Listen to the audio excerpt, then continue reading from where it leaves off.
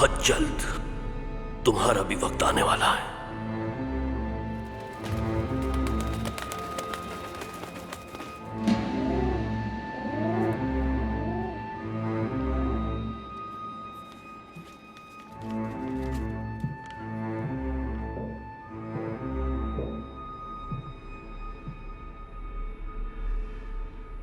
लानत हो।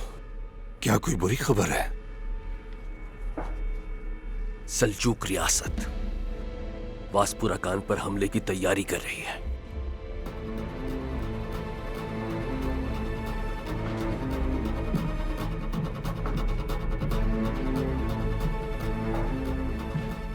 तो हमें क्या करना होगा? हम नहीं, मशरिक में मौजूद हमारे इत्तेहादी करेंगे।